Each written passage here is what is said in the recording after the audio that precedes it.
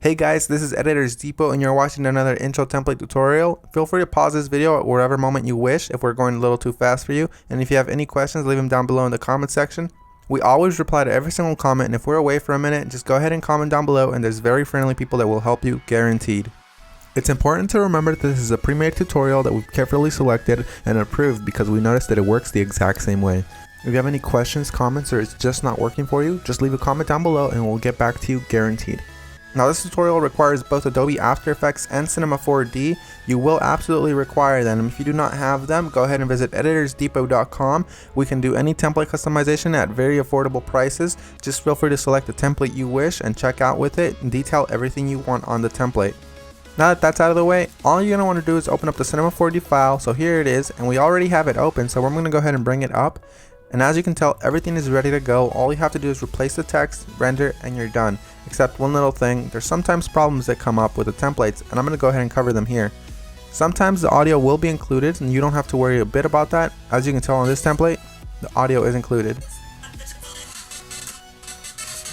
It's not a problem at all, and sometimes the font is not included. If it's not, all you want to do is of course look for the text layers. They will look a little like this. Select it, and then hit font, and select any font you wish. You can visit designerdepot.net for any font you wish. The first thing you want to do is of course modify one of the text layers. So here it says your. I'm going to go ahead and hover the text after I select it and replace it with editors. I'm going to do the same thing for the second layer behind that one. I'm going to hover the text and write editors. Now that that's done, I'm going to go ahead and render preview. And as you can see, it says editors, everything is 100% fine. You do the exact same thing for the bottom layers. I selected both at the same time. I'm going to replace it with Depot.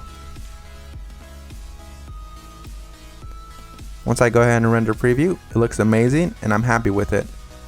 I'm 100% happy with the colors because it's red and Editors Depot is red. But if you're not happy with the colors, you can simply come down below, double click it, and make any modifications you wish. Whether it's make it green, make it blue, or blend it all together and make a little purple.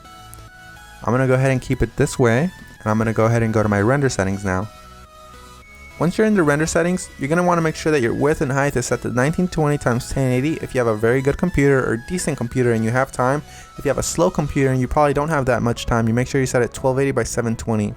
You want to make sure you tick all frames, and then you go to save. You make sure it's as a PNG sequence for a faster render that does not reduce quality at all. And you want to make sure you select file here. Make sure you make a folder for this one render sequence that's alone and empty. Mine is template render, and I'm going to name my every single sequence render. You close that and you begin the render. While it finishes rendering, I'm going to go ahead and open up my Adobe After Effects file and go ahead and get started with that for you guys. As you can see, that says that there's two files missing, so I'm going to go ahead and find them for my computer. So I'm going to wait for it to load, and as you can see, it says here that the audio is missing. I'm going to go ahead and double click the file, and I'm going to find it for the computer. It should be included in the template, and if it's not included, we're sorry and we're going to do our best to try to help you, but if it's not, you can go ahead and include any audio you want. As you can see here, it's not included, so I'm going to go ahead and just drag in one of my copyright-free files that I have in my library. You can use the one that we're using for this tutorial.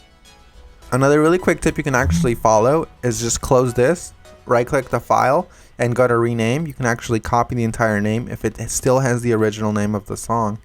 Then you go back to YouTube, you paste that there, and you download the file from there. You want to make sure it's copyright free and you're not breaking any laws though.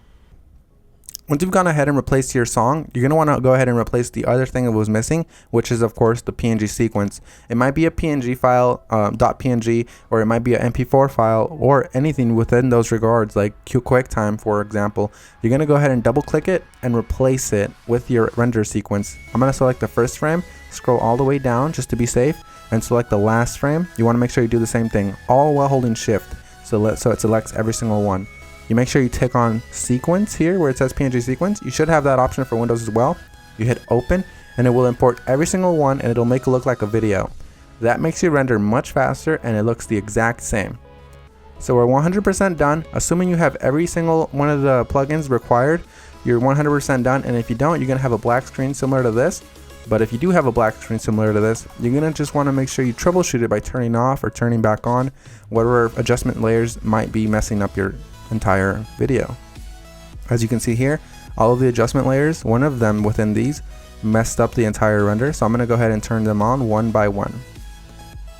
That one's fine, that one's fine. Oh, this one's the problem here. So you make sure you turn them back on and you're done. So I had one layer that messed everything up, and that's because I do not have the correct plugin. You want to make sure you fix that, and you want to make sure you don't run into that problem again. And finish the composition by adding it to the media encoder queue. That pretty much summarizes our video, guys. I hope you all enjoyed it, and if you did, remember, drop a thumbs up if you liked it. Drop a thumbs up if you are a fan of us and you like what we're doing. And guys, we really appreciate every single one of you from the bottom of our hearts. We really appreciate every single one of you guys, whether you're liking this video, disliking, or you just left and you didn't even watch this tutorial, guys. Hope you all have an amazing day, and as always, this is Maurice. Visit EditorsDepot.com for any customization of templates, and have an amazing day. Take care, guys.